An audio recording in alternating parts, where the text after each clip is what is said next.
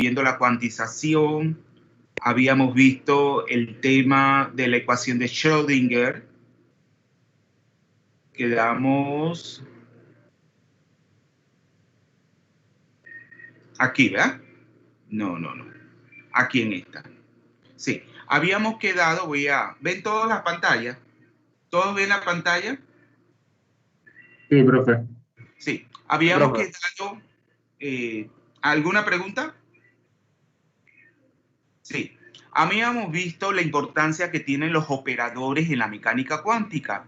Acuérdense que un operador es una operación, un conjunto de operaciones matemáticas que caen dentro de lo que es a veces el cálculo diferencial integral, que ustedes van a aplicar esas operaciones ¿a qué? A la función de onda.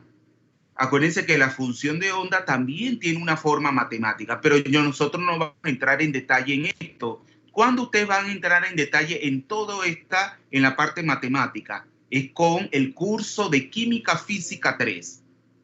Ustedes saben que ese curso ustedes lo van a dar en cuarto año. ¿Todos están claritos? El plan de estudio contempla la Química Física 3 en el primer semestre de cuarto año. Creo que es así. Ese curso no tiene laboratorio, todo es teoría.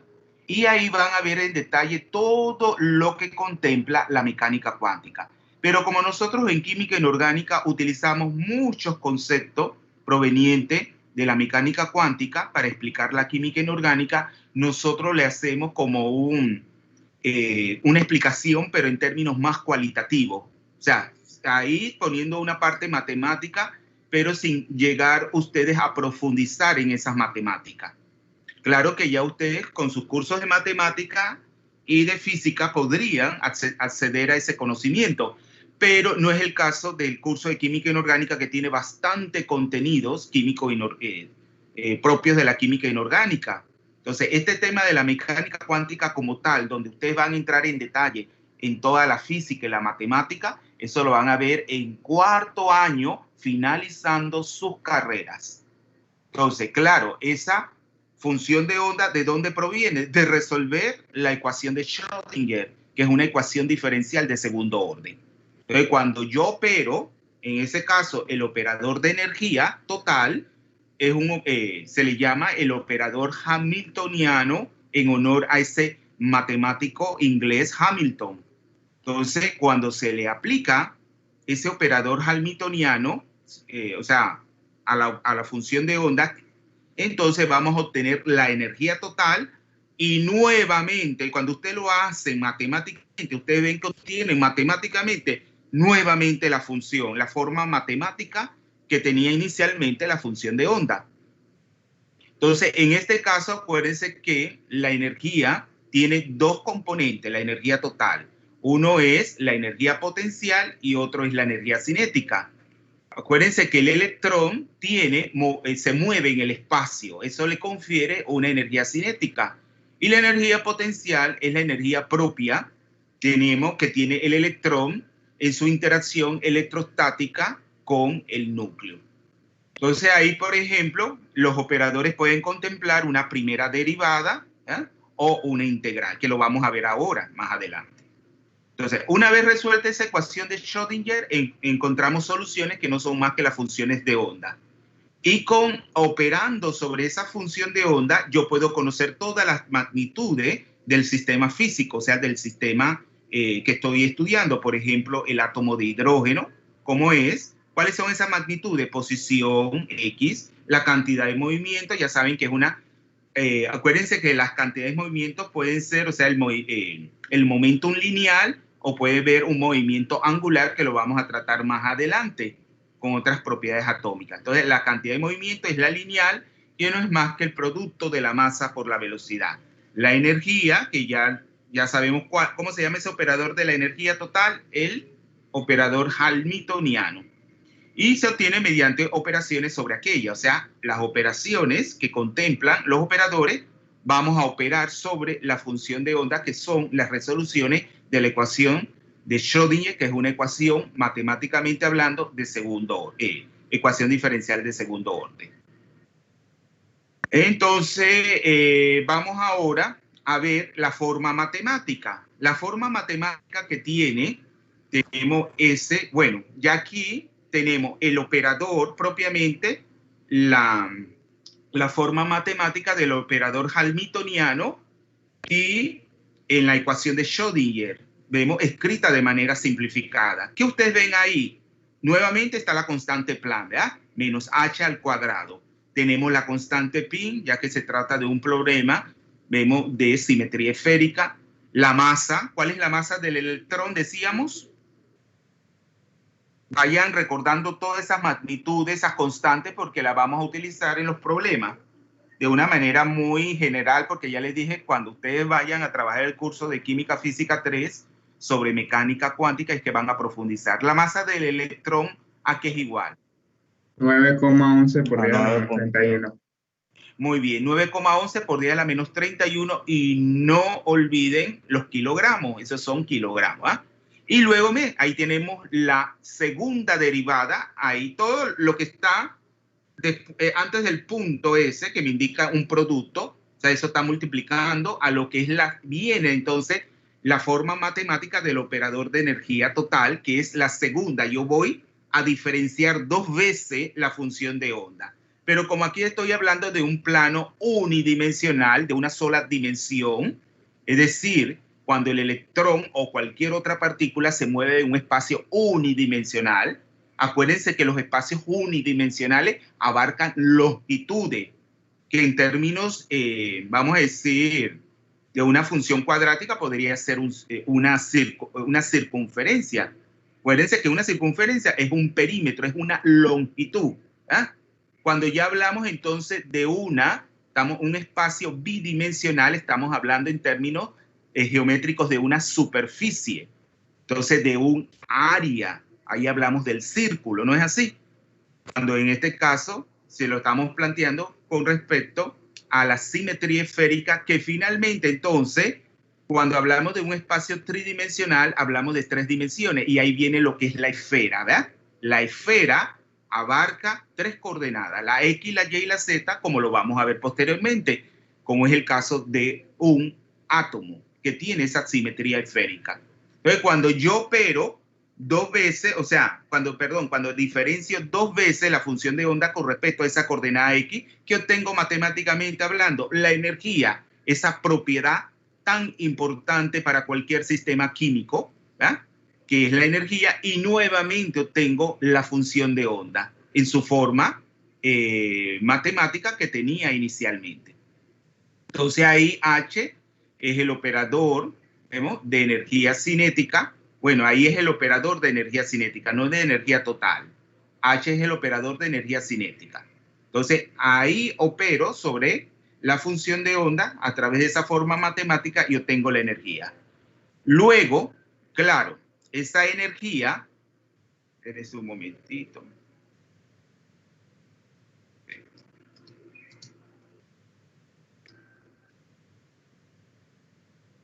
Sí, esa energía, ya ustedes ven ahí cuando se ha resuelto, ¿verdad?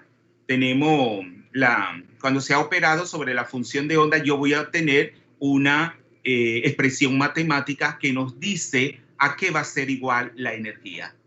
Entonces, cuando yo resuelvo esa ecuación diferencial de segundo orden, eso me va a dar valores propios, los valores que obtengo, que en este caso van a ser aquellos determinados por el número cuántico principal. Eso se le llama valores propios y de segundo orden, que se obtienen de resolver la ecuación de Schrödinger. Y eso nos da entonces las energías permitidas para ese sistema. Tenemos en un espacio unidimensional.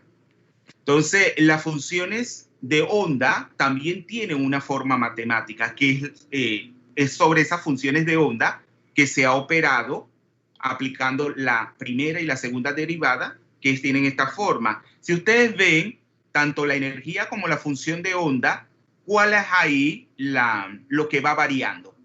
Y que me va diciendo pues que se van obteniendo diferentes valores de energía, que no están esos valores en un continuo, sino que se da de manera, o sea, que el electrón ¿vea? Moviéndose en ese espacio unidimensional, solamente puede tomar ciertos valores discretos, ¿verdad?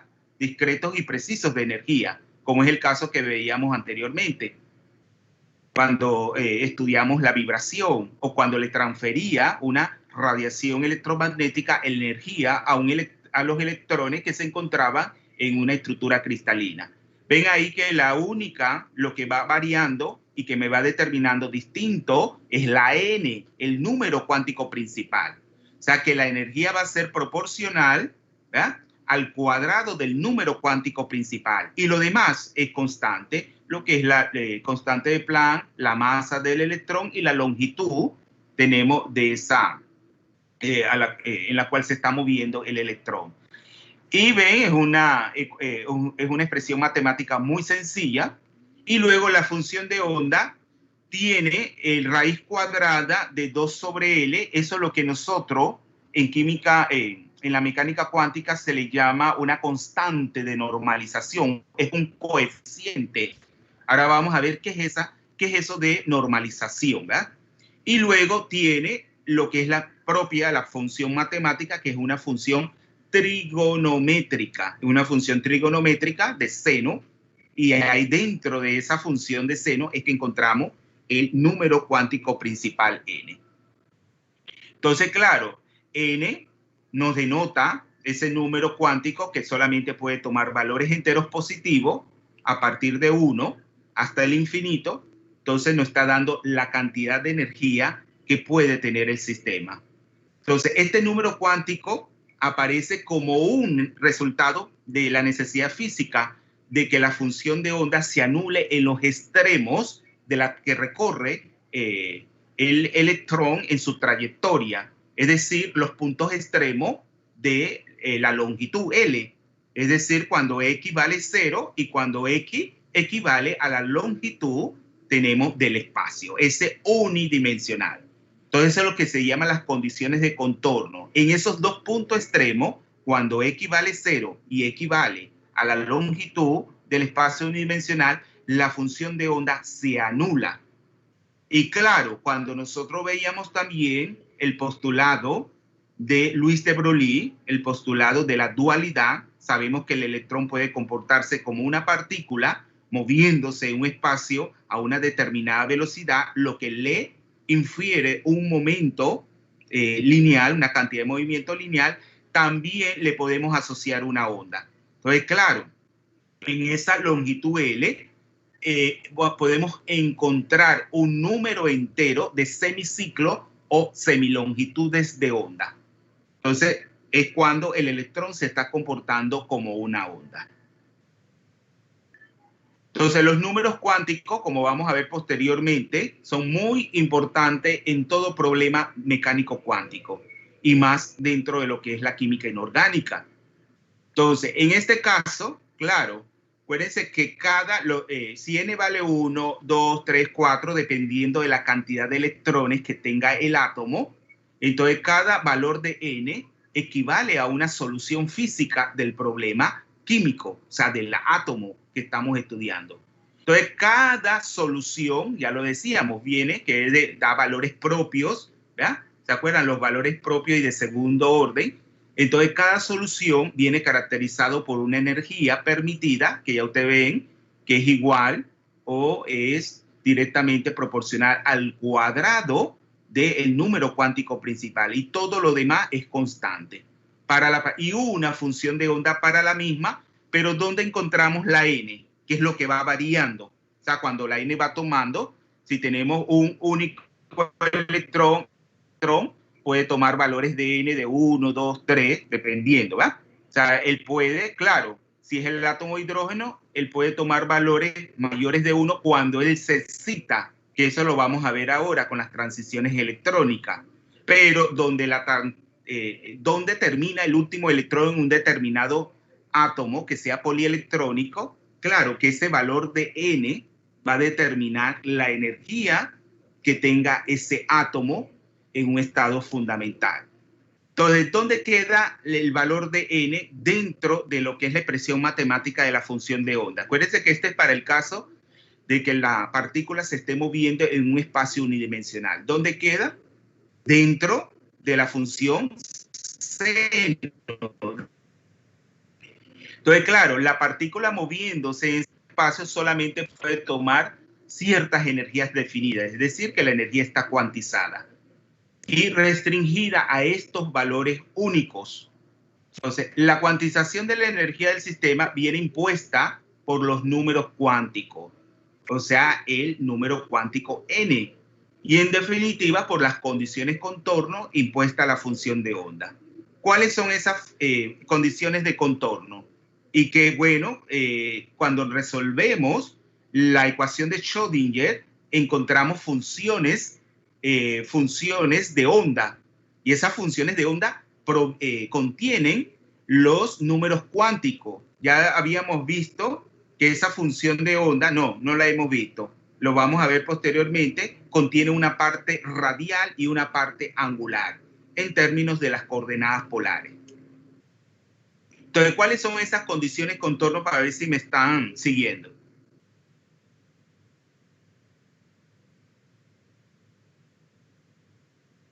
Las condiciones de contorno las va a dar el número cuántico. Sí, pero ¿cuáles son esas condiciones que nosotros le imponemos al sistema? En los valores extremos, ¿cómo se hace la función de onda? Cero, ¿va? Es decir, que el electrón no sale de ese espacio. O sea, el electrón se está moviendo solamente, le estamos imponiendo. Usted se va a mover de x igual a 0 a x, que equivale a la longitud, en ese espacio, ¿va? Fuera de ahí, la energía potencial es extremadamente alta, o sea que él no puede salir de ese espacio unidimensional. Y que luego hemos visto que en ese espacio de x igual a 0 a x igual a L, ¿qué podemos asociarle al electrón cuando él se comporta como una onda? Un número entero de semilongitudes o semiciclos. O sea, yo voy a tener en ese espacio L igual a N, ahí está el número cuántico principal, por lambda, que es la longitud de onda, vemos que le asociamos al electrón cuando se está comportando como una onda. Entonces, claro, cada número cuántico para un determinado valor del número cuántico va a tener un valor distinto, ¿verdad? En cada punto, claro, porque es cuando él se está moviendo a través de esa trayectoria, en un punto definido por la X, que nos marca la posición que tiene el electrón. Entonces, claro, X, la N, le equivale a una N, a un número cuántico principal, y eso va a denotar tanto la función de onda, que la X también va dentro de la expresión de la función de onda, y eso va variando dentro de la función trigonométrica. Ahí sí era la N y la X, ¿ah? Porque él va a poder de 0 hasta que llegue a L. Entonces, es importante que entiendan que la función de onda puede tomar valores positivos, es decir, las funciones de onda tienen signo. Esos signos no equivalen a lo que ustedes estudiaban en química general, que es cuando se polariza un enlace, que uno queda con una carga parcial positiva y una carga parcial negativa. ¿Se acuerdan de los dipolos o dipolos? Eso no es eso. Eso es lo que nos está indicando, claro, la función de onda puede tomar valores positivos, negativos o inclusive cero, que es lo que vamos a el término de nodo. Nodo es cuando la función de onda se hace cero, o en otras palabras, cuando la función de onda pasa de tener un signo positivo a tener un signo negativo. Porque si la función de onda se hace cero, claro, pasa de tener una amplitud positiva a tener una amplitud negativa. Por lo tanto, el concepto de nodo se relaciona a eso, a que la función de onda se hace cero, o también a que cambia de signo. Pasa de tener signo positivo a tener unos signos negativos. Luego también, para algunos problemas cuánticos más complejos, inclusive da valores imaginarios. Es decir, que vamos a caer en el campo, en el campo de los números complejos. ¿Se acuerdan de los números complejos que dieron en la secundaria? ¿Qué contienen los números? ¿Cómo están compuestos los números complejos? Una parte real y una parte imaginaria. Exacto. Entonces, en la química existen problemas que tienen esa parte y lo vamos a ver inmediatamente con dos orbitales. Los orbitales P sub X y P sub Y contienen una parte imaginaria. Pero ¿qué pasa con nosotros los químicos? Nosotros los químicos tenemos que saber matemática para poder manejarnos plenamente en el campo de la química. Pero como químico, nosotros de manera más intuitiva estamos más familiarizados es a las formas, ¿ya? A las formas que tienen los orbitales, a la forma, a su geometría, y no tanto a la forma matemática. Por lo tanto, siempre para fines prácticos, ¿verdad?, y fines de representación gráfica, es mejor trabajar todas las funciones de onda en términos de funciones reales. Entonces, en las matemáticas podemos aplicar algoritmos matemáticos que hagan esa transformación, ir de un campo imaginario a un campo real.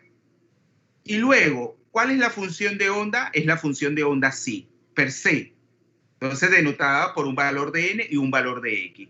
Entonces, a esa función de onda per se, solo como función de onda, no se le asigna ningún significado físico especial. Es a la función de onda al cuadrado.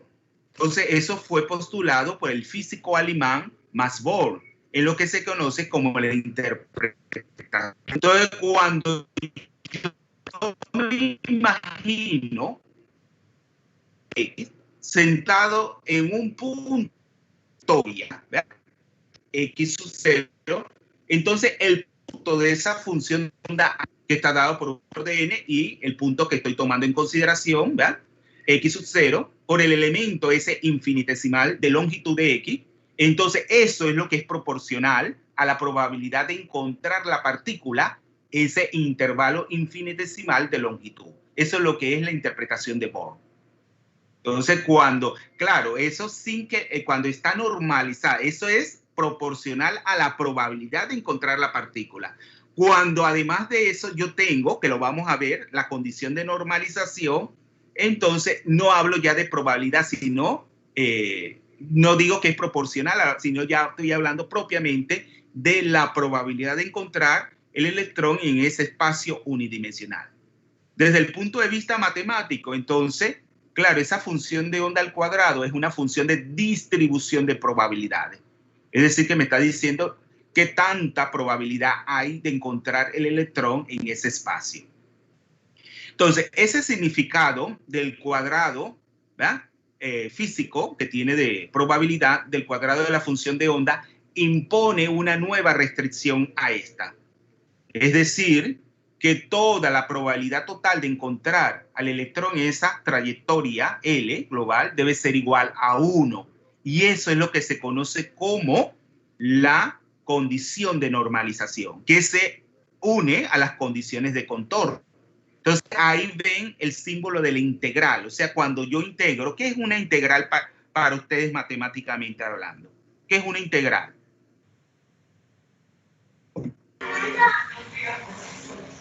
El procedimiento que deshace la derivada, profe.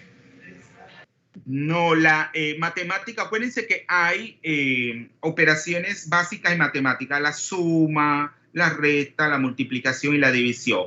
Una integral, ¿a qué lo asocia? ¿A una división, a una multiplicación? Sí, profe, la integral es el proceso inverso de la derivada. Exacto, y la derivada es como si fuera una diferencia, ¿verdad? Acá es una sumatoria, o sea, que yo voy sumando infinitesimalmente y obtengo un resultado. Entonces, claro, yo voy integrando desde esos dos puntos de referencia, o sea, desde cuando x vale 0 hasta x vale a la longitud, pues el producto de la función de onda, que tiene una forma matemática. Ya yo les dije que elevándola al cuadrado lo tengo que hacer porque me lo impone esa condición de normalización. Y claro, por el dx, claro, siempre ahí dentro de la integral está la diferencial de en este caso de la variable x. Y eso es igual a 1. Cuando yo resuelvo esa integral, entonces aparece lo que es el coeficiente de normalización que ya aparecía en la expresión de la función de onda ¿Se acuerdan? Que era raíz cuadrada de 2 sobre L y que luego venía la función de seno. Entonces, ahí ya puedo decir que la función está normalizada. Cuando yo resuelvo esa integral y obtengo esa constante, porque es una constante, un coeficiente. Entonces, lo que yo le decía, si no está normalizada, si no he encontrado ese coeficiente, el producto es solamente proporcional a esa probabilidad. Si ya está normalizada, entonces equivale netamente a lo que es la probabilidad. Profe, una pregunta, ¿está normalizada cuando ya hice la integral? Exacto, cuando la integral de qué? La integral del cuadrado de la función. Acuérdense la interpretación de Bohr. Esto es que lo entiendan. Acuérdense que esto lo van a ver en cuarto año y yo no los voy a poner a hacer estas operaciones con funciones de onda matemática porque me voy a quedar mucho tiempo en ese tema y esto es solamente una parte introductoria que ningún profesor lo hace porque los mismos profesores no les gustan estos temas. Pero este tema es esencial. Cuando nosotros no damos este tema, lo estamos condenando a ustedes a no entender muchas cosas de la química. Esto no es que a mí me guste o no me guste. Esto está dentro del currículum. ¿Saben lo que es el currículum? ¿Jóvenes? ¿Me escuchan? Sí, profe. Sí, el currículum nosotros tenemos que dar, o sea, es lo que está contemplado en los programas, tanto analíticos como sintéticos de los cursos que yo tengo que dar. Ahí no entra lo que es la libertad de cátedra. O sea, yo lo tengo que dar porque lo tengo que dar. Entonces, muchos profesores no les gusta este tema, pero yo, por ser muy abstracto, muy matemático, pero claro, y físico, eso lo tenemos que hacer para que ustedes entiendan todos los conceptos que vienen. Entonces, ¿qué nosotros dijimos inicialmente? Aquí me voy a quedar un poquito porque si paso y no van entendiendo se les va a hacer difícil. La función de onda per se no tiene ningún significado físico. Es decir, yo tengo una función de onda que tiene una forma matemática. Operando sobre ella yo tengo las diferentes. Pero la misma función de onda no tiene ningún significado físico. Pero nosotros como químicos, ¿qué nos interesa muchas veces? Conocer dónde esa densidad electrónica alcanza valores máximos. Entonces, claro, ahí viene la interpretación de Bohr, que nos dice que el producto del cuadrado de la función de onda por ese elemento infinitesimal, vemos, de longitud de X, vemos cuando yo lo integro, ese producto, yo voy a obtener la máxima donde voy a obtener la máxima probabilidad de encontrar el electrón en ese espacio. Entonces, resolviendo esa integral, ¿qué voy a encontrar? Es un coeficiente. Matemáticamente encuentro un coeficiente que cuando lo multiplico por la función de onda sola per se, es que me está diciendo dónde está la probabilidad de encontrar el electrón. O sea, que es igual, ¿verdad? La probabilidad. Acuérdense que eso es una matemática, pero físicamente, de forma gráfica, me está indicando una región del espacio del átomo. ¿Lo ven así? ¿Lo están entendiendo? Profe, y el coeficiente ahí sería 1. El coeficiente de la ecuación sería 1 ahí. No, el coeficiente es raíz cuadrada de 2 sobre L. Pero para eso ustedes tienen que resolver que, claro, yo estoy igualando esa integral a 1. Y claro, que me interesa encontrar es un coeficiente. Cuando yo integro ese cuadrado de la función, lo que es el coeficiente. Coeficiente, o sea, es que aquí no está resuelta la ecuación. Solamente yo estoy colocando de manera generalizada a qué se refiere la condición de normalización. Cuando ese producto y lo a 1, entonces yo voy a tener un número, un coeficiente, una constante, y que claro, al multiplicar ese coeficiente de normalización nuevamente por la función de onda, que tiene una forma matemática que estoy encontrando, la parte del espacio, ¿verdad? Del átomo, en este caso no es el átomo, sino de ese espacio unidimensional donde hay la mayor probabilidad de encontrar el electrón.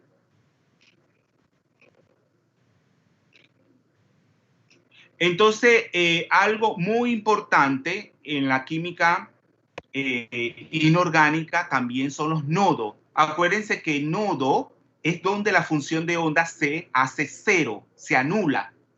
Entonces, claro, ya sabemos que en los puntos extremos de la trayectoria, por las condiciones de contorno, ahí la función de onda se hace cero.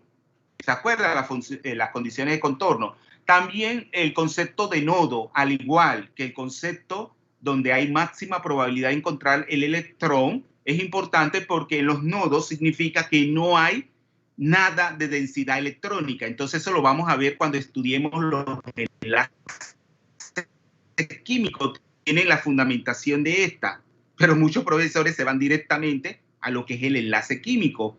Inclusive explican el enlace químico de una manera muy simplista y no utilizan los conceptos que se tienen que utilizar, que son los conceptos de la mecánica cuántica. Entonces, claro, si yo estoy hablando de una máxima probabilidad de encontrar el electrón, claro, cuando se forma el enlace, son los que nos interesa, que la densidad electrónica se concentre en torno a los dos núcleos de los dos átomos, que ahí se haga el máximo, ¿va? ¿Se ve? Densidad electrónica.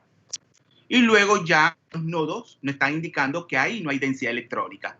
Entonces, por ejemplo, si se hace un nodo en mitad de los dos átomos, de los núcleos, ahí va a haber enlace, les pregunto, ahí va a haber enlace químico, sí, en la función de onda del orbital molecular que forma parte, que nos está diciendo que se forma cuando el enlace químico se da entre los átomos. No, ¿verdad? No va a haber enlace. Entonces ya estamos en un orbital antienlazante, es decir, un orbital que no va a contribuir al enlace. En la medida de que hay electrones en esos orbitales, entonces nos está diciendo que esa molécula es bastante inestable. Entonces, claro, el número de nodo se da como una función definida también por el número cuántico n. Es decir, acuérdense que la función de onda va a tener, cada solución de la función de onda tiene un valor de n. Y a esa función de onda con un determinado valor de n, le podemos asociar un número de nodo igual a n menos 1. Algunos dicen n menos 1 menos L. Pero en el caso de las funciones de onda de un orbital S, ¿cuánto vale L para un orbital S? ¿Cuánto vale L para un orbital? Cero, profe. Cero. Entonces, eso es más bien para el caso de los orbitales S, que es lo que vamos a tratar en primer lugar. Porque n menos 1 menos 0 es lo mismo, ¿va? O sea, que yo digo n menos 1, si estamos hablando de una función de onda, ¿verdad? De un orbital S, donde n vale 3, entonces el número de nodos sería 3 menos 1, 2. Y si lo estoy por la otra fórmula, 3 menos 1 menos 0 da el mismo resultado. Pero ya cuando tengo el caso de los orbitales de mayor valor de L, sería utilizar la otra fórmula, n menos 1 menos L. Entonces, en consecuencia, esa función de distribución, así, acuérdense que matemáticamente hablando, la función de onda al cuadrado tiene la forma matemática de una función de distribución de probabilidad. ¿Vale? Entonces, ella va a tener gráficamente, que lo vamos a ver inmediatamente, máximo, que nos indica el número cuántico n. O sea, el valor de n me va a decir cuántos máximos presenta, no nodos, cuántos máximos de densidad electrónica va a presentar ese cuadrado de la función de onda. Entonces, a medida que aumenta el número de nodos de la función de onda, la energía de la partícula es mayor. Es decir, que está ocupando un mayor valor de n. Entonces, eso nos está diciendo, tiene mayor número, vemos, de máximos, ¿ah? Que presenta la función de distribución de probabilidades, también aumenta el número de nodos a través de la relación esa, n-1 menos L, y la partícula tiene mayor energía en definitiva. Ahora vamos a pasar. ¿Cuál es la diferencia ahora con el problema anterior del espacio unidimensional? Acuérdense que aquí vamos pasito por pasito. Ahora, ¿qué estamos hablando? Ya no de un espacio unidimensional, sino de un espacio. ¿Cómo es ese espacio? Vean Tridimensional.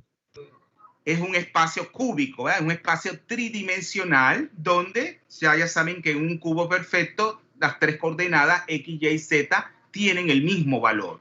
Entonces, claro, una de las longitudes, acuérdense que ese cubo tiene longitudes o aristas. Tenemos aristas y claro, esa longitud es igual. Entonces, dentro de ese espacio tridimensional, el electrón se está moviendo. Entonces, ahora yo impongo unas condiciones de contorno, porque el electrón está confinado en ese espacio. O sea, dentro del cubo, la energía potencial es de cero. Por lo tanto, el electrón se mueve libremente dentro del cubo.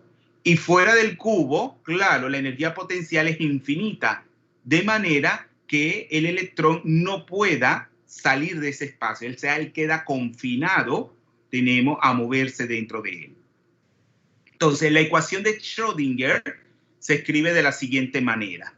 Entonces, ¿qué diferencia hay de la ecuación de Schrödinger? Acuérdense que eso es lo que anteriormente el operador de energía era la energía total, porque no estamos hablando de una energía potencial. Entonces, el operador de energía cinética equivaldría a la energía total. Pero cuando veamos el átomo, no, porque tenemos que tener en cuenta que además de la energía cinética, ¿qué tenemos que tomar? La energía potencial. Exacto, que no ocurre con una partícula per se, pero ya en un átomo sí tenemos que considerar otro operador de energía, que sería la energía potencial. Entonces yo les pregunto, ¿qué diferencia? Ahora no estamos hablando del átomo todavía, estamos hablando de un espacio tridimensional. Vamos pasito por pasito, pero no crean que ustedes van a resolver esto matemáticamente, ya se los digo. Ustedes, esto es término para que ustedes vean de dónde salen los conceptos del punto de vista cualitativamente, pero vamos a resolver eso matemáticamente porque se le compete a otro curso. Entonces, ¿qué diferencia hay entre la ecuación de Schrödinger para este espacio cuando tenemos la partícula en un espacio tridimensional con respecto a la que veíamos anteriormente? Que considera las tres coordenadas, X, Y y Z. Claro, ya no es una sola coordenada X, sino estamos hablando de la segunda derivada de la función de onda con respecto a cada una de las coordenadas, X, Y y Z. La parte de la constante, eso es igualito. Claro, cuando ese operador tenemos de energía, cada una de las funciones de onda, tomando en cuenta cada una de las coordenadas, nos da igualmente y nuevamente la función de onda. Entonces, esta ecuación de Schrödinger, o sea, cuando yo la resuelvo, puedo descomponerla en tres ecuaciones independientes que tienen la misma forma del problema de la partícula en una caja unidimensional. Solamente que va a cambiar. Miren que ¿se acuerdan del coeficiente de normalización? 2 raíz cuadrada de 2L. Miren que es el mismo coeficiente, pero visualizado en cada una de las tres coordenadas, X, Y y Z.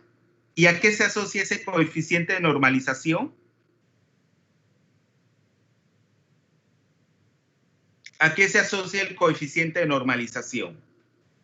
A la probabilidad de encontrar el electrón.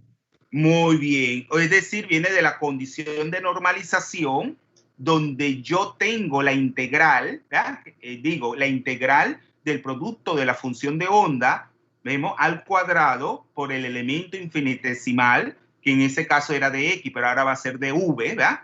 Porque ya es un volumen, en ese elemento de volumen, que es igual a 1. Cuando yo resuelvo matemáticamente eso, obtengo entonces este coeficiente. En este caso es igual, es el mismo. en las tres coordenadas. Y lo que va a variar, miren que la función matemática seno la tengo en las tres funciones de onda, cada una con respecto a una de las coordenadas, y lo que va a variar es el número cuántico, es el número cuántico principal igual, pero con respecto al eje X, respecto al eje Y y respecto al eje Z. Entonces, claro, yo voy a tener soluciones que van a abarcar, vemos, esos tres números cuánticos, que es el mismo, el principal, pero con respecto a cada una de las coordenadas.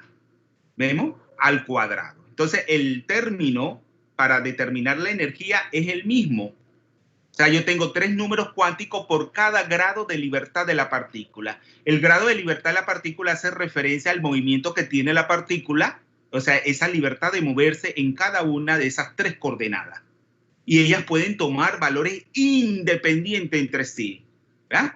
A partir de 1, al igual que en el caso. Pero puede ser que haya una combinación físicamente de valores distintos de n sub x, n sub y y n sub z, pero en conjunto de los mismos valores. Entonces, eso es lo que en la mecánica cuántica se le dicen que son estados degenerados que van a tener. Es decir, ellos pueden tener combinaciones que den lugar a estados de la misma energía. Entonces, esto es muy frecuente, los estados degenerados, en los problemas de la mecánica cuántica. Entonces, yo en cuarto año, en tercer año estoy explicando el tema de la espectroscopía electrónica, donde entramos a ese tema de los orbitales degenerados, ¿verdad? Un orbital degenerado puede ser el T sub 2 o lo EG. Uno es triplemente degenerado y los otros dos. En cuanto a los orbitales, ¿verdad? Pero aquí acuérdense que es n el que define la energía, el número cuántico, y claro, voy a tener tres valores de n, o sea, una combinación, uno con respecto a cada una de las coordenadas. Pero ellos pueden dar diferentes combinaciones entre sí que den valores de energía distintas, pero cuando esas combinaciones de esos tres números cuánticos dan el mismo valor, ¿de qué estoy hablando? De estados degenerados, que tienen la misma, no se les olvide esa palabra. Estado degenerado hace referencia a que son estados que tienen la misma energía. Ahora sí vamos a entrar a la formulación cuántica de los átomos hidrogenoides, es decir, del átomo de hidrógeno o aquellos átomos como el átomo ion de helio más, que ya ustedes saben que pierde un electrón y queda con un electrón, de forma similar al hidrógeno. La única diferencia es que en el hidrógeno, en el átomo de hidrógeno, el número atómico Z es igual a 1. Pero en un átomo de helio, aunque pierda un electrón, ¿cuál es el número atómico Z?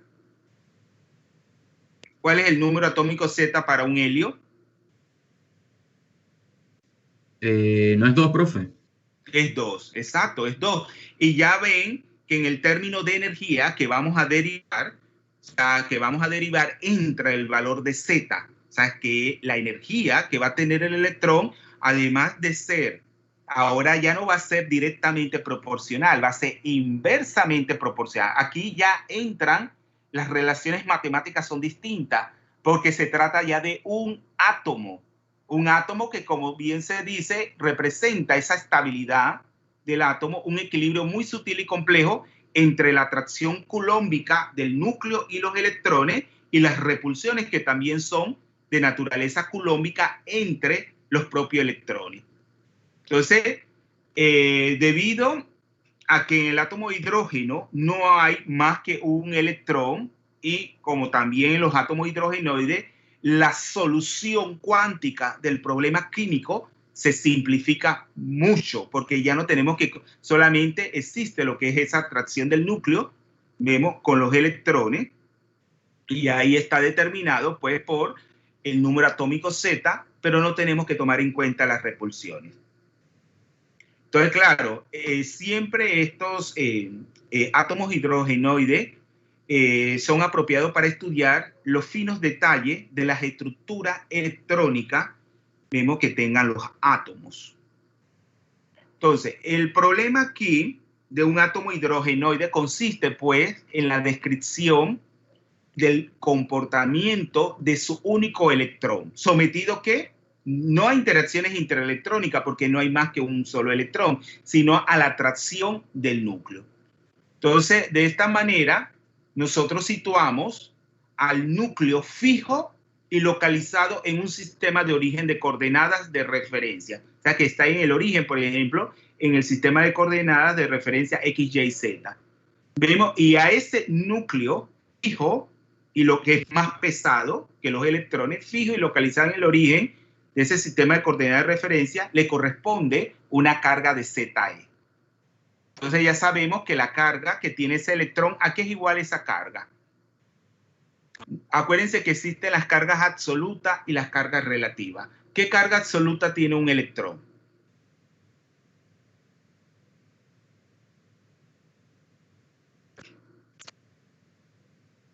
¿Qué carga absoluta tiene un electrón? ¿No es menos 1,6 por 10 a la menos 19 coulombios? ¿Se acuerdan de la carga del electrón? Sí. Tiene ese valor, ¿verdad? Menos 1,6 por 10 a la menos 19 coulombios. Coulombio es la unidad de carga. No confunda ni con corriente ni con el tiempo. O sea, el producto de una carga por el tiempo, o sea, amperes, ¿verdad? Amperio por segundo es lo que se conoce con el nombre de coulombio, que es la unidad de carga según el sistema internacional. Entonces, claro, el electrón tiene una carga menos, el núcleo tiene una carga de más ZE. Acuérdense que los protones tienen la misma carga del electrón, pero con signo positivo. Pero claro, tenemos que multiplicarlo por que me dice el número de protones que hay. Y claro, cuando lo cada uno de esos protones tiene la misma carga del electrón, pero con signo positivo. Entonces, claro, ese único electrón de carga menos E y a una distancia R, acuérdense de la relación matemática de Coulomb, está sometido a la atracción coulombica de este. Por lo tanto, la energía potencial, que la simbolizamos con la letra V, es igual a eso. O sea, a toda esa constante, nuevamente tenemos la pi y tenemos la epsilon sub 0. ¿Saben qué es la epsilon sub 0? ¿Escuchan? El constante de permeabilidad en el vacío. La permisibilidad en el vacío, muy bien. Yo creo, no me acuerdo pero es 10 a la menos 12, ¿verdad? No me acuerdo en las unidades, esa se trabaja mucho menos. Pero ahora mismo se los digo. Para que lo tengan presente, el valor, entonces esos son constantes. La pi, la epsilon sub 0, la z, acuérdense que ahí ven que ya entonces esa energía potencial es directamente proporcional a la carga, o sea, a Z, número atómico, la carga del electrón, que ya les dije que menos 1,6 por 10 a la menos 19 coulombios, que ahí no tenemos que tomar el signo porque ya está de antemano en la parte delantera, y R, que es la distancia que separa el electrón del núcleo. Vamos a decirle el valor de esa constante. Profe, no es 8,85 por 10 a la menos 12. Menos 12, muy bien. ¿Pero qué unidades? 8,85 por 10 a la... Ahí a veces se usa el fermio, ¿verdad? ¿Han escuchado la unidad del fermio?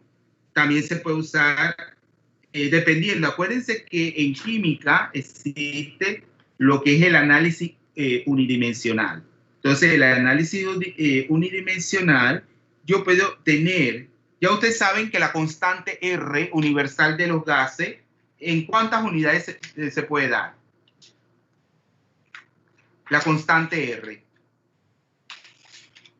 Aquí no está en este libro, pero yo tengo otros libros. Bueno, después cuando veamos los problemas lo afianzamos el valor. Pero epsilon sub 0 es ese, 8,85, pero con ese valor ya las unidades son sí tan restringidas, por 10 a la menos 12, ¿verdad? Profe, entonces, es fermio entre metros. Exacto, el fermio sobre metro. ¿Ves? Que ya fermio sobre metro. Entonces, esas son las unidades pero la puedo dar en otras unidades de energía, pero claro, ya el valor matemático va a ser distinto.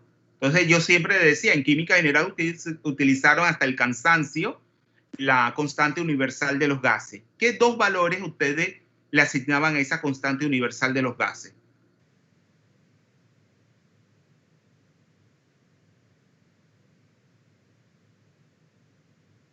¿Qué valores le asignaban? 0,082, ¿no se acuerdan? De decímetros cúbicos por sobre mol Kelvin. Fíjense que es una constante que relaciona que va la presión, el número de mol y qué más, la temperatura. Entonces 0,082 decímetros cúbicos por atmósfera sobre mol Kelvin. Pero cuando ustedes estudian la ecuación esta que relaciona como el calor de vaporización varía, ahí qué valor toma R.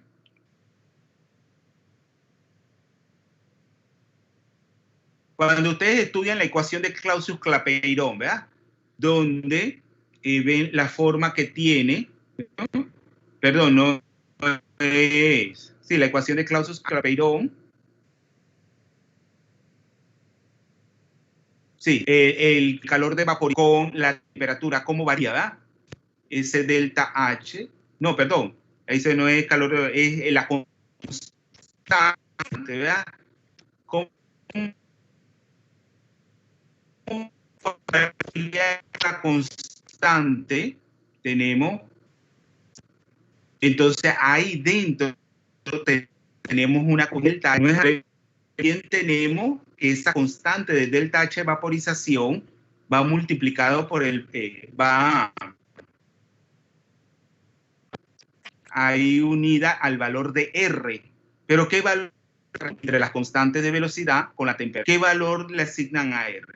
Le van a asignar igual el valor de R 0,082 decímetros cúbicos por atmósfera sobre mol Kelvin. No, le asignan el valor de 8,314 Joule sobre mol Kelvin. ¿Se acuerdan de esa ecuación? Sí. La ecuación de Clausius-Clapeyron, donde yo veo, claro, las constantes de velocidad y temperatura. Eso viene del planteamiento de Arrhenius. La constante de velocidad y claro, yo tengo diferente y claro, una yo creo que se le corta el audio. Que es igual el audio. Sí, ese es el problema de esto. Y yo no sé qué dicen que esto no consume data. Sí, yo no entiendo. Esto es un solo relajo que hay. Y esto dice que no consume data, esta plataforma, y esto consume. Porque si yo estoy utilizándolo a través del sistema de la universidad, y esto tiene que ver es con la data, que esto es que hay con estos servidores son unos bandidos. Ellos jamás están por cobrar y ellos no tienen buena señal. Imagínate, y luego las personas que no tienen, que no pagan un plan, pero también es injusto. Yo que estoy pagando, no pago, y ahora dice el gobierno le dio a los chicos que, pero bueno, yo no lo hablo injusto porque ellos también tienen que tener acceso, pero si yo estoy costeando un servicio, el servicio es malo. ¿Dónde entra el Estado para legislar sobre el asunto? Ya legislado, existe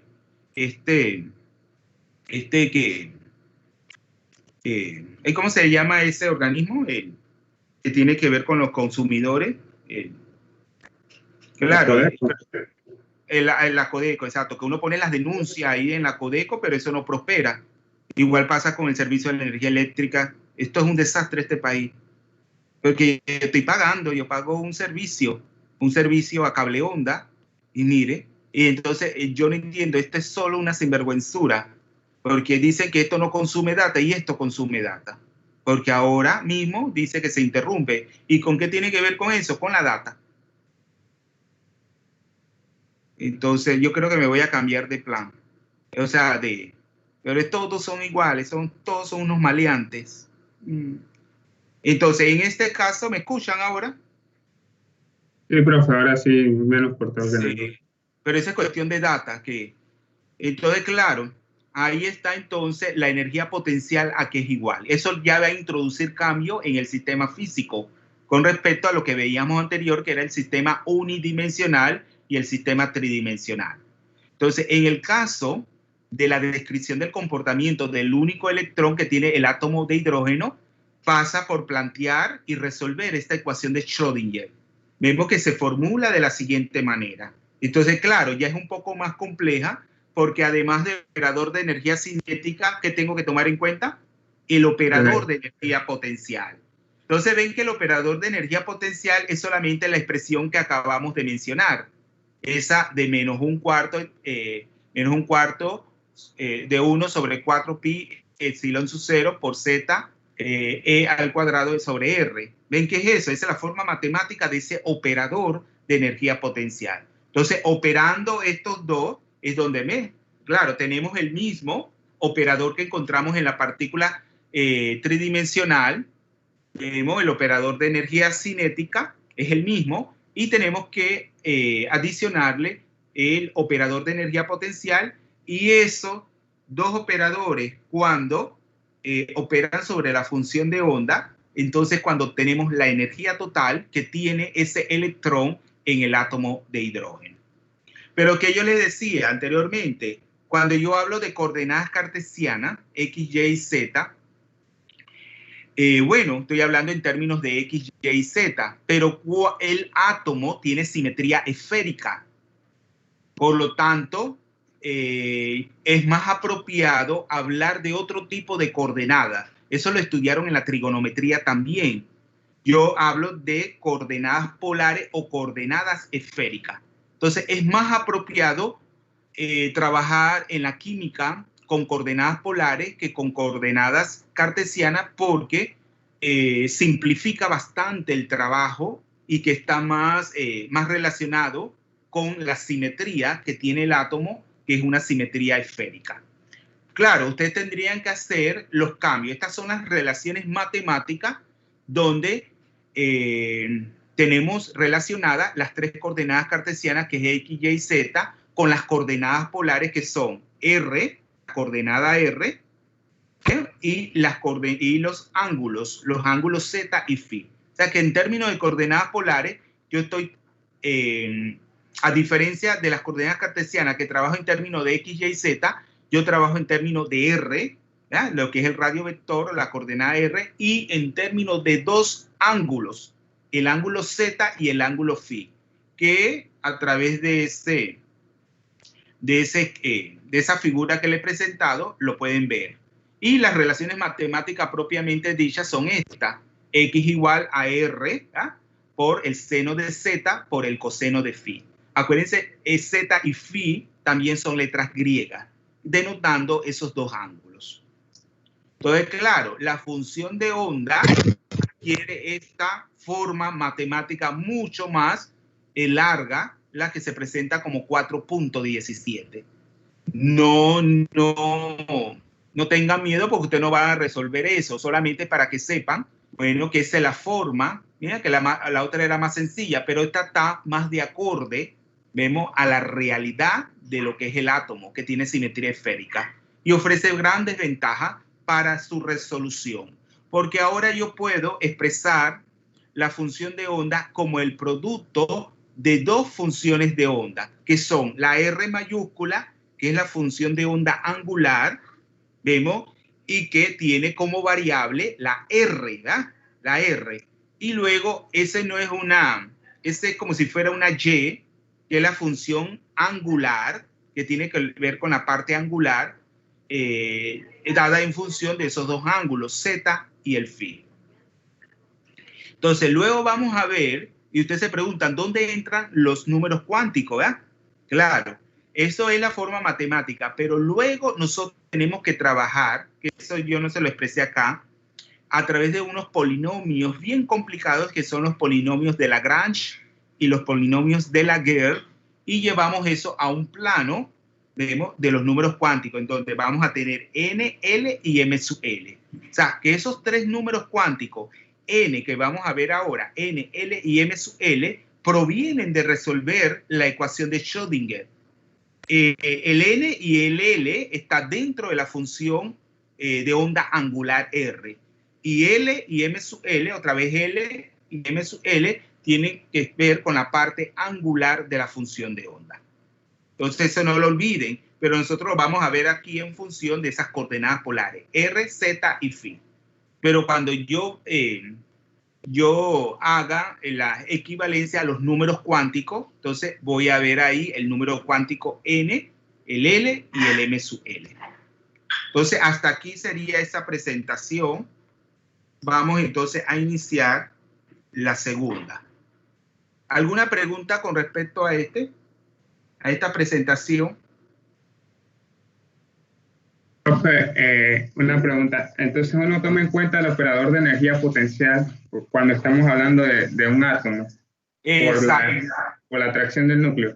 Exacto. Ya cuando estamos hablando de un átomo, estamos hablando de un núcleo y de un electrón, cosa que en el caso de los dos problemas anteriores, que era el de la partícula en un espacio unidimensional y en un espacio tridimensional, no se tomaba en cuenta la presencia del núcleo. Ya entonces aquí cambia un poco, ¿verdad?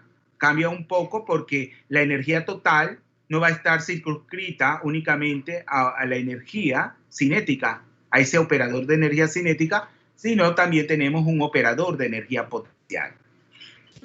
Otra pregunta, que hagan las preguntas que no le así algo que no le haya quedado claro, porque en el examen todos esos conceptos tienen que tenerlos claros por las preguntas que se le hagan. No se le va a poner a resolver ningún problema, por ejemplo, con la ecuación 417, no. Pero sí tienen que saber los conceptos, tenerlos claros para poder hacer un buen examen. Profe, y en el caso de las cajas unidimensionales y tridimensionales, el electrón está aislado de toda esa energía potencial. Claro. Bueno, acuérdense que dentro de la caja, ya sea dentro de esa longitud o dentro de ese espacio tridimensional, ¿cómo es la energía potencial? Cero, es cero. O sea que él se puede mover libremente. ¿Se acuerdan? Que les decía, se lo puntualizaba. O sea, siempre donde está confinado el electrón, ya sea un espacio unidimensional o un espacio tridimensional, no hay energía potencial, es cero. Por lo tanto, él se puede mover libremente. Pero fuera de los límites de ese espacio, ¿a qué es igual la energía potencial? Infinito. Es infinita. O sea, tiene un valor tan elevado que usted no puede. Por ejemplo, usted está en una habitación y tiene una puerta y es la única salida. A medida que esa puerta tiene mayor altitud, ¿qué va a haber? Que se va a poner a que usted salga saltándola. Véalo así, usted está confinado en un espacio, en una habitación, y hay una puerta, y esa puerta se puede variar de altura. ¿Cuándo se le va a hacer más fácil que usted salga saltando por esa puerta? ¿Cuando tenga menor altura o mayor altura? Cuando tenga menor altura puedo saltar. Claro. Cuando tenga mayor altura ya se le va a hacer más difícil. ¿Por qué? Porque a esa altura, ¿qué le asociamos? Una energía potente, una energía potencial. ¿Se acuerdan cuando veían los estudios de física que la energía potencial está asociada? Vemos a la altura que tenga, por ejemplo, una masa determinada. Entonces, a mayor altura, claro, esa energía está ahí contenida. Claro, por ejemplo, si tenemos una masa de agua, ¿ya? O una roca contenida en la cima de una montaña, inmediatamente toda su energía está acumulada en forma de energía potencial. Inmediatamente ella va cayendo, esa energía potencial se va transformando en energía cinética. Porque ¿qué pasa con la física y la química? La primera ley de la termodinámica, que la energía no se crea y se destruye, solo se transforma. ¿Alguna otra pregunta? Profe, en la caja, como tiene tres planos, X, Y y Z, como usted nos explicaba. No planos, coordenadas. Coordenadas. Pero esos son los valores de energía que nosotros calculemos ahí, son para esa coordenada. Si tuviésemos que calcular la energía total de todo el sistema, o sea, del mismo cubo, entonces sería raíz cuadrada de los valores, pues de las coordenadas que usted nos dio ahí. No, es que esa energía no la vamos, o sea, ese término de energía en los problemas de química inorgánica no lo vamos a utilizar, no. Acuérdense que hay muchas formas de expresar la energía. La energía, ahí la estamos dando, tenemos en función, claro, del número cuántico, pero esa no es la forma que nosotros vamos a utilizar en química, porque acuérdense que no hemos derivado todavía una expresión de energía para un átomo de hidrógeno ni hidrogenoide, sino para una caja tridimensional, la partícula en una caja tridimensional y la partícula en un espacio unidimensional. Va a cambiar completamente. Ya la energía, nosotros no vamos a descomponer, o sea, en Nx, N sub y y N sub z, ¿se acuerda? Que era para... o sea, para cada valor para cada coordenada asociamos un valor de n. No, acá no lo vamos a ver así. Acá vamos a ver que el electrón va a estar en un determinado nivel de energía, ya sea 1, 2, 3, 4. Pero ya el nivel de energía ya no va a estar en un numerador, va a estar en el denominador. Y eso lo vamos a ver a través de una relación que se llama la relación de Rydberg. La relación de Rydberg, perdón, que derivó entonces un término de energía para el electrón. Eso lo vamos a ver ahora. ¿Qué más? Profe, una consulta. Nosotros no vamos a desarrollar, por ejemplo, problemas que tengan que ver derivando lo que es la función de onda, integrando, o por lo menos problemas de normalización. No. Usted que es estudiante, ya usted ha dado la química física, ¿no? Sí. Adán. ¿Está hablando Adán? Sí. Adán, dígaselo usted, porque usted es estudiante del plan viejo, ¿no es así? Sí, sí, profe. Dígaselo usted a los estudiantes. Eso no, eso usted ¿dónde lo trata? En la física química 3, ¿no es así? Sí, profe. Exacto, esto no, aquí no vamos a ver esos tipos de problemas. Solamente se los mencioné para que ustedes vean de dónde salen los términos, los conceptos. Pero ya en la química física, ya usted está de testigo que lo que yo estoy diciendo es cierto. Eso lo van a ver en la química física 3, que es el pan de cada día. Allá sí, eso es el pan de cada día. El que no le gusta eso de integrar, derivar, eso va para problemas. Vayan repasando todas esas matemáticas porque se las van a aplicar en cuarto año. ¿Todavía pertenece al cuarto año? Creo que sí, profe. Al primer semestre, sí. ¿Otra pregunta? Profe, en los nodos era donde la función de onda se hace nula, pero después usted dijo algo sobre los máximos. Ahí. Ya. ¿A qué se refiere? Sí. Nosotros vamos a ver ahora es que todo eso va a irse desarrollando.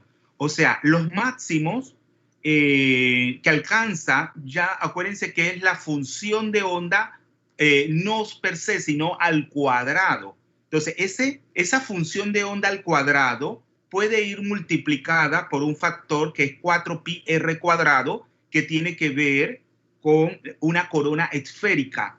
Es decir, cuando yo tengo una corona, que lo vamos a derivar, ¿de dónde deriva ese 4? Que es derivando, ¿verdad? Derivando el volumen. Acuérdense que el volumen de una esfera, ¿qué es igual? Si decimos que el átomo tiene simetría esférica, ¿a qué es igual el volumen?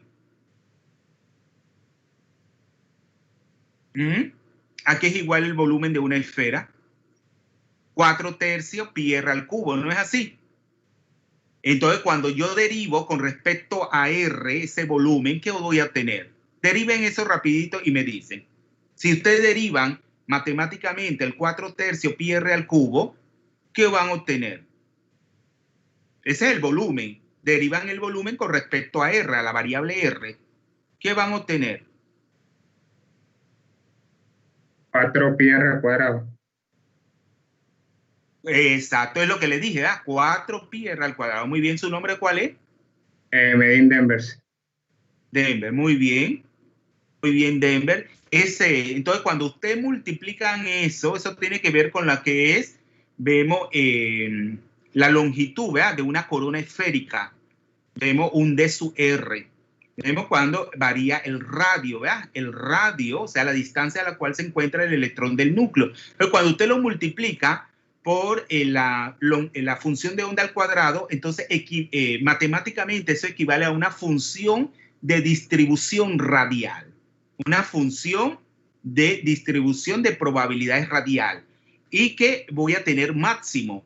Entonces, ese número de máximo, donde la función de onda alcanza desde el punto de vista radial los máximos, nos dice qué tan cerca o qué tan lejos está esos máximos del núcleo. Y eso es muy importante porque eso determina las propiedades que va a presentar el átomo.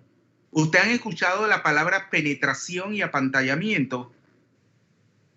Sí. ¿Qué se le viene a la mente cuando hablo de penetración?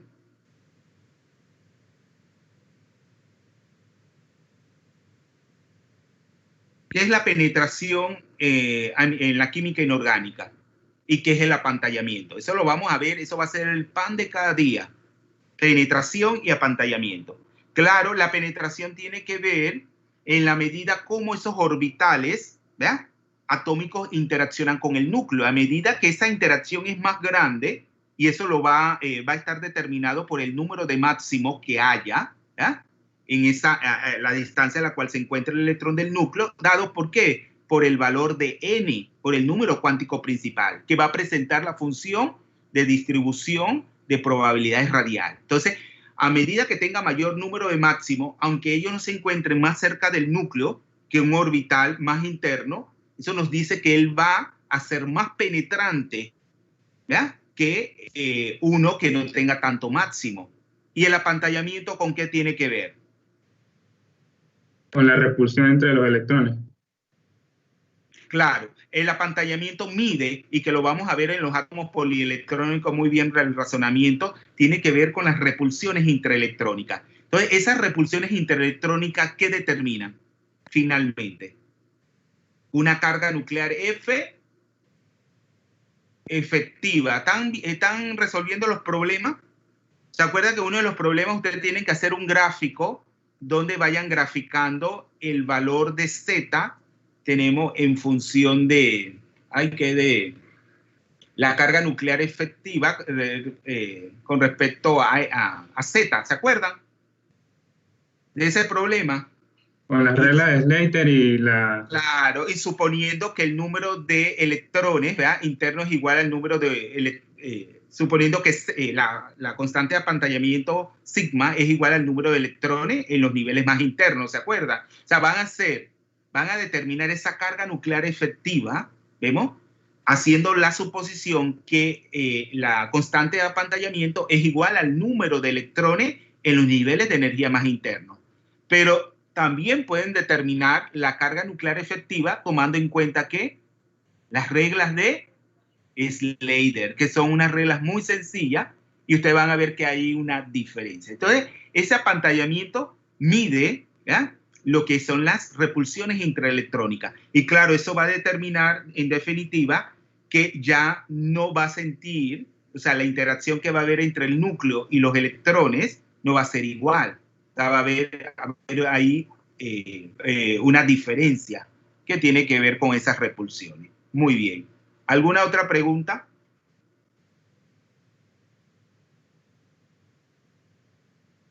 ¿Alguna otra pregunta, jóvenes? Vamos a pasar entonces a la segunda presentación. Este grupo es bastante, me gusta cómo son, preguntan, están atentos y es bastante bueno. Estoy contento por ello. Entonces, otra pregunta, si no pasamos a la segunda presentación. ¿Alguna pregunta, jóvenes? Profe, no sé si podría explicar un poquito de nuevo la parte del átomo de helio, profe helio. Eso lo vamos a retomar, pero se lo explico así de manera bastante breve. Acuérdense que cuando vamos a... es que aquí no es que yo siempre me adelanto, porque ese es un problema que yo tengo.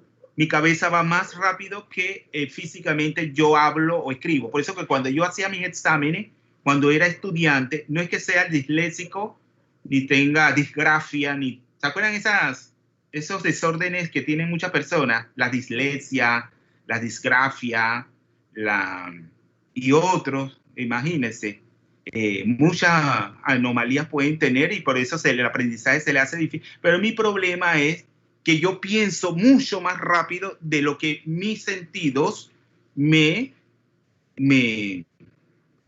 posibilitan, y por eso yo me he adelantado muchas veces pensando ya en el átomo, pero claro, yo voy poquito a poquito. Ustedes, se le va a contestar de la siguiente manera. Cuando nosotros veamos ahora inmediatamente que ya no vamos a alcanzar a llegar hasta allá, usted va a encontrar que el término de energía ya no va a depender de N, ¿verdad? Que es lo que veían con el problema de la partícula en una caja unidimensional y tridimensional con N al cuadrado, y que esa N estaba en el numerador.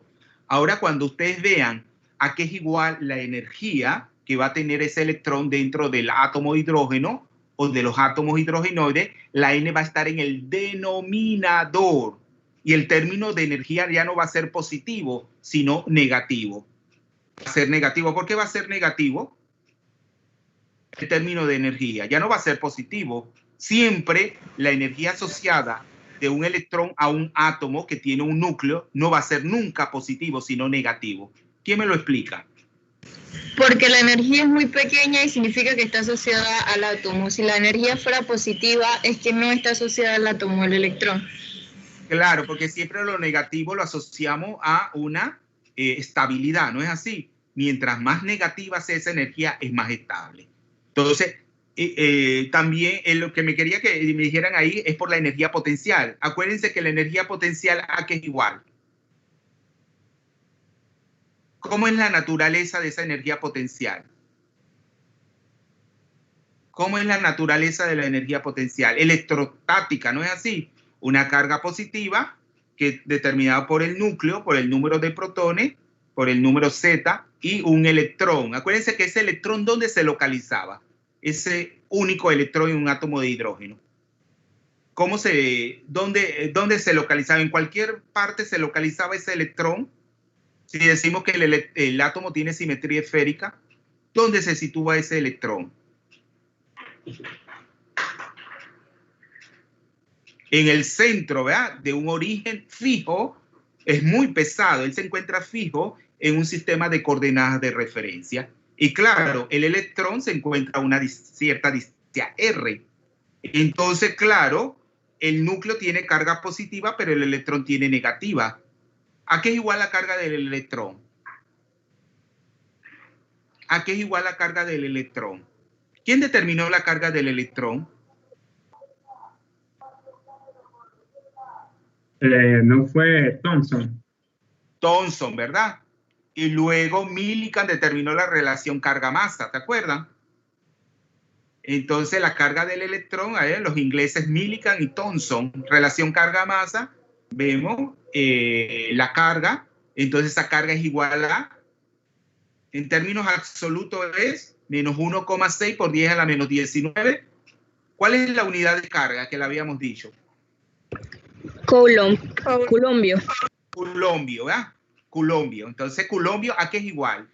El coulombio es una magnitud física fundamental o derivada. El coulombio. ¿Cuáles son las magnitudes físicas fundamentales? Es derivada. Es derivada. ¿Por qué? ¿De qué deriva? ¿De qué magnitudes fundamentales? Ampere por... ¿cómo se llama? Segundos, creo que Por segundo. Entonces, claro, el producto de amperes, ¿verdad? Amperio, que es la unidad de corriente eléctrica, que es una unidad una magnitud fundamental, la corriente eléctrica, y la unidad es el amperio. Cuando ustedes obtienen ese producto de amperios por segundo, obtienen el coulombio. Eso es lo que es el análisis dimensional. Entonces, claro, ya ahí, claro, a medida esa atracción, es una atracción, vemos, es una fuerza de atracción electrostática, de atracción, porque son cargas contrarias. Pero a medida que yo voy separando ese electrón del átomo, ¿cómo se hace la energía? ¿Más negativa o menos?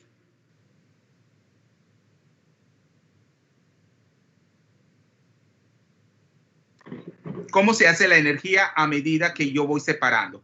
¿Dónde va el término R? En el denominador. En el denominador. Ya cuando veamos, entonces se hace más negativa.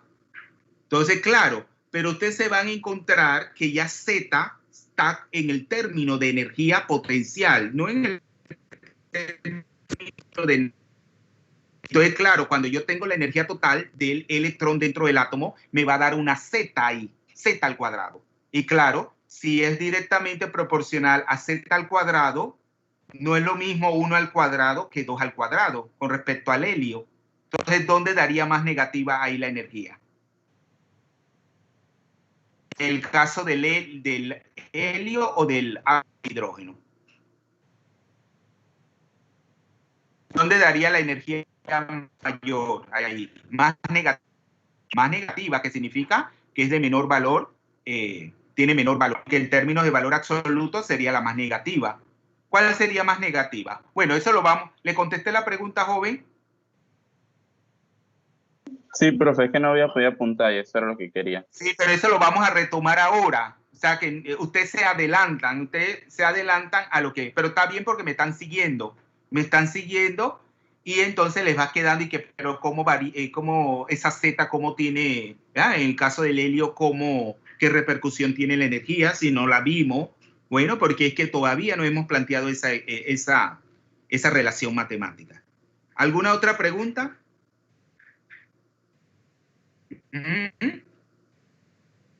¿Alguna otra pregunta, jóvenes? Vamos a pasar entonces a la segunda presentación. Cerramos aquí y nos vamos a la segunda. ¿Todos ven la pantalla? ¿Todos ven la pantalla? Sí, profe. ¿Jóvenes? Sí. Entonces vamos a entrar a la segunda parte de esto de la mecánica cuántica. Entonces vamos a comenzar con los números cuánticos. De los 3 números cuánticos que provienen de resolver la ecuación de Schrödinger, solamente hemos visto uno, el n. ¿Ah? Entonces, claro, estos números cuánticos provienen de imponer esas restricciones, esas condiciones de contorno. Tenemos al átomo. Tenemos al átomo, en este caso, ya no se trata de un espacio unidimensional, sino de donde además del electrón tenemos un núcleo. Entonces, cuando le imponemos esas condiciones de contorno, que ya ustedes saben cuáles son, entonces, claro, provienen los 3 números cuánticos. Ya sabemos que el n, el número cuántico n y el L se le asocia a la parte radial de la función de onda en términos de las coordenadas L y M sub L. Vemos que vamos a asociar a la parte angular, dado en términos del ángulo Z y phi. ¿Se acuerdan que yo les hablé ahí de unos polinomios? Pero no es el polinomio ese que veían en álgebra, ¿se acuerdan? El polinomio que ax al cuadrado más bx más c. Por ejemplo, la fórmula de una ecuación cuadrática. Bueno, en donde, bueno, ax va descendiendo, ¿va? Y el último término, el independiente, no tenemos la x, ¿verdad? Porque x ahí es 0. Ese es un polinomio. No, esos polinomios son bastante complejos y son los que hacen las transformaciones, ¿verdad? En términos de n, l y m sub l. Los polinomios de Lagrange y los polinomios de Laguerre, 2 matemáticos franceses. Fíjense que Francia es la cuna de las matemáticas. Entonces, ahí nosotros vamos a ver n, l y m sub l, vemos, ya no son independientes uno del otro. ¿Se acuerdan que siempre cuando vimos el caso del problema de la partícula tridimensional, que n sub x, n sub y y n sub z podían ser independientes uno de otro, porque era el valor de ese número cuántico con respecto a acá no. Acá n, l y m sub l están, dependen uno de otro. Entonces, claro, n nos indica el valor, o sea, el valor va a restringir los valores de energía, y esos valores que puede tomar n van desde 1 hasta el infinito. No puede ser 0, porque n0 equivale a energía 0, y no. Físicamente, siempre el electrón tiene una energía mínima, que está, pero no de 0, que está referido a la energía más baja posible. Es lo que decimos que es el estado fundamental o el estado basal. Entonces, luego ya el valor de L está relacionado al valor de N. O sea que el valor que puede tomar el número cuántico L, que se llama número cuántico secundario, también recibe el nombre de número cuántico azimutal, que proviene pues de los términos geográficos, al azimut. Acuérdense que la geografía es muy compleja, porque la geografía es una ciencia natural, exacta, igual que las matemáticas y la física. No es una ciencia social. Pero ¿qué pasa? En nuestros currículos, la secundaria, la geografía la dan siempre en el Departamento de Ciencias Sociales. Pero debería ser cuando se esté tratando la geografía económica, la política. Ahí sí, por ejemplo, la división de los continentes, los países. Pero cuando se va a explicar la formación de las nubes, ¿verdad? O la formación de las fallas, eso es física y matemática. Y por lo general los profesores de la secundaria se quedan cortos explicando eso. Entonces, porque eso es física y matemática. Entonces, el azimut, ¿se acuerdan de ese término? El número cuántico azimutal. Pero aquí yo prefiero que usted los llame y anótenlo todo. Es el número cuántico de momento angular orbital. Anótenlo. L se le llama el número cuántico de momento orbital. ¿Ya lo anotaron? ¿Jóvenes?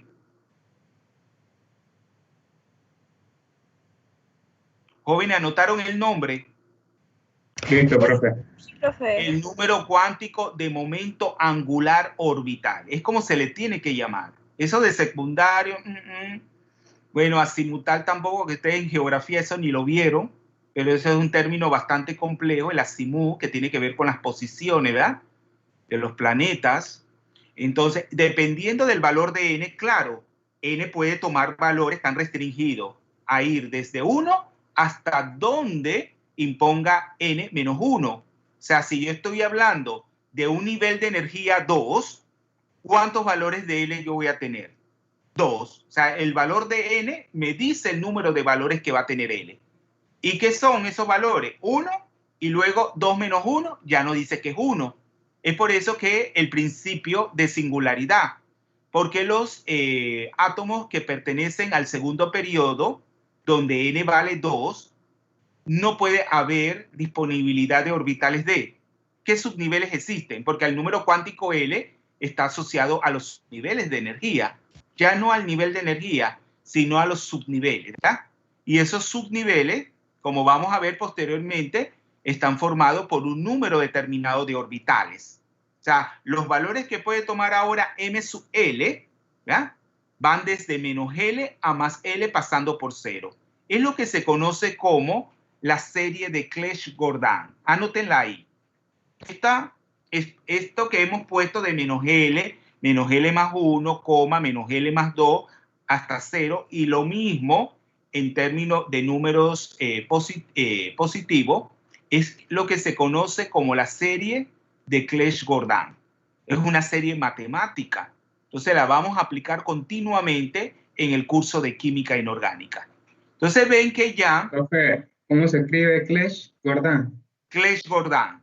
Clebsch, VS, ¿verdad? Clebsch, CH, VSH, Clebsch-Gordan. Gordan. ¿Lo lleva? Clebsch. Sí, listo, profe. Gordan. Esa es una serie matemática y que se ve continuamente. En la secundaria ustedes le dicen eso, pero matemáticamente no se lo dicen. Es una serie de como las series de Taylor, ¿se acuerdan? Es una serie matemática que es una expansión. Claro, ya ven que los valores de L, vemos, están determinados por el valor de N. O sea, yo voy a tener valor de N, me impone el número de valores que voy a tener de L, de subniveles. Entonces, siempre el mínimo valor que puede tomar L, tenemos 1, ¿verdad? Puede tomar valores de 1. No, aquí hay un error. Sí, aquí es desde 0 hasta n menos 1. Ya vi el error. ¿Verdad? Es de 0 hasta n menos 1. O sea, si yo voy a tener el nivel de energía 2, aquí hay un error catastrófico. El valor de L es 0 y 1. Claro, 2 menos 1 es 1. Entonces yo voy a tener dos valores de L, que es 0 y 1. Entonces, ya que aquí ustedes ven la equivalencia, cuando L vale 0, le corresponde ese subnivel, ¿verdad? Ese subnivel le corresponde S. Cuando L vale 1, le corresponde P. Cuando L vale 2, D. Y cuando L vale 3, F. Y esos nombres, S y F, que es como representan los orbitales, provienen de términos espectroscópicos. Por ejemplo, la S está asociado al nombre esférix, o sea, esférico, la P a principal, ¿verdad? Principal, diffuse, o sea, difuso, y la F a fundamental. Esos son los términos espectroscópicos. Y ya a partir de L igual a 4 se sigue el orden alfabético. Ya eso, G, H, I, pero ya sabemos que no hay átomos que contengan tantos electrones para utilizar esas letras. Y sabemos que, hablando en términos de elementos, hablamos de elementos del bloque S, del P, del D y el F, ¿no? Nunca hablamos de elementos del bloque G. Entonces, claro, ese número cuántico magnético, ¿por qué ustedes creen que recibe ese nombre de número cuántico magnético, el M sub L? ¿Por qué ustedes creen que recibe ese nombre?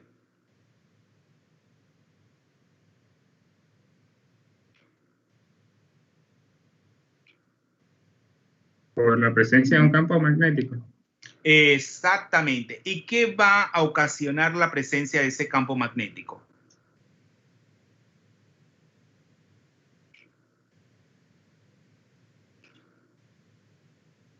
No es cuando llenamos los spines, pero eso nosotros lo colocamos en la escuela como una flechita. Acuérdense que aquí no hable de spin porque el spin lo vamos a tratar en la última presentación, porque aquí estamos el número cuántico S, porque tenemos dos números cuánticos de spin, el S y el M sub S. Son dos cosas distintas, el S y el M sub S. Ellos no provienen de resolver la ecuación de Schrödinger. Los que provienen de resolver la ecuación de Schrödinger es el N, el L y el M sub L. El M sub S lo vamos a ver aparte. Entonces, sí, bien, el número cuántico magnético recibe porque en presencia de un campo magnético, ¿qué pasa? Yo sé que también a este número cuántico magnético se le llama orbital, porque cada valor de M sub L representa un orbital con una disposición espacial distinta, a excepción de los orbitales S. El subnivel S, que es cuando L vale 1, ¿cuántos orbitales lo forman? ¿Cuántos orbitales lo forman? Si L vale 0, ¿cuál es el único valor que puede tomar M sub L en esa serie de Clebsch-Gordan? 0, profe. 0, es 0, 0 bolero, 0, 0. Por lo tanto, es un solo orbital que va a tener una energía determinada. La mínima energía, 0. Entonces, ¿qué pasa? Cuando yo tengo un subnivel P, cuando L vale 1, ¿cuántos orbitales yo tengo? 3, profe.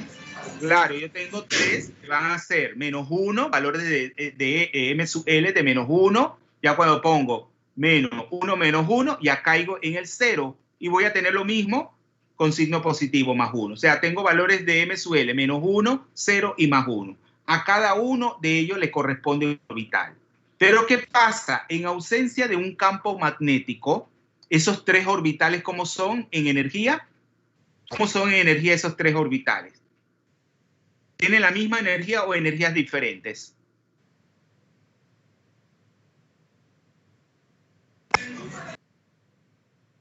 Tienen la misma energía. ¿Y cómo se le llaman a esos estados que tienen la misma energía?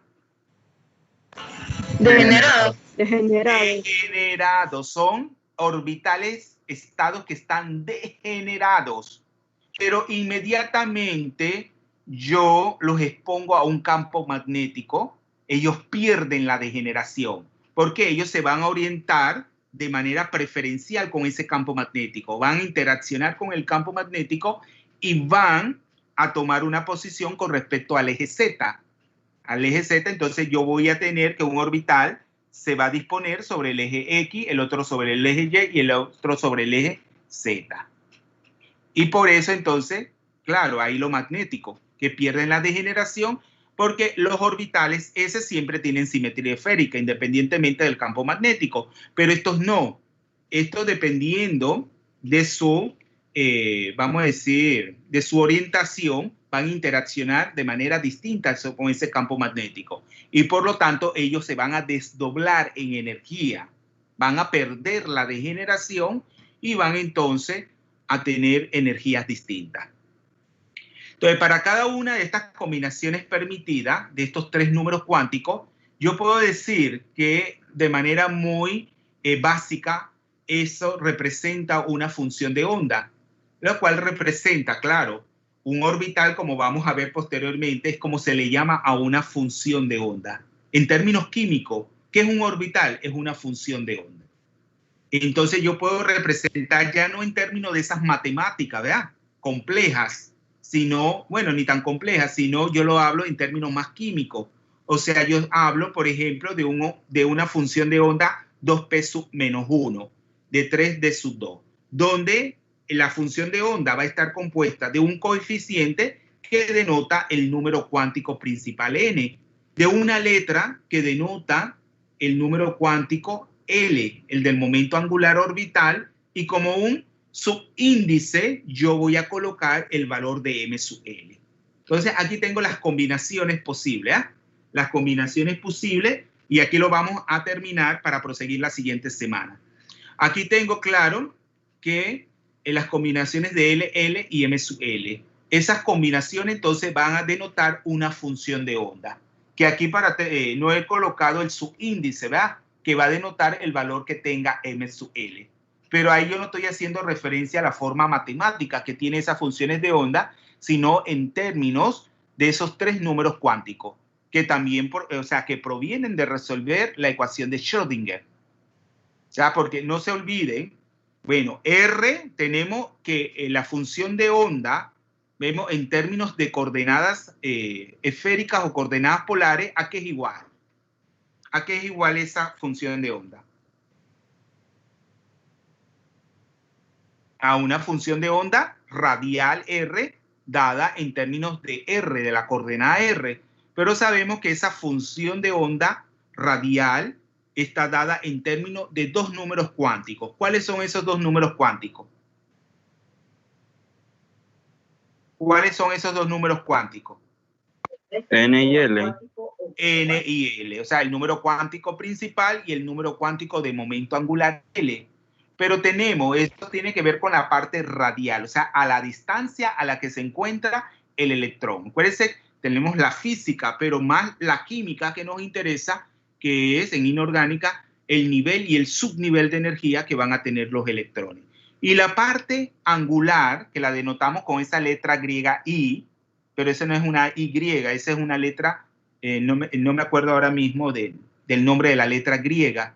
Entonces, denota es la parte angular.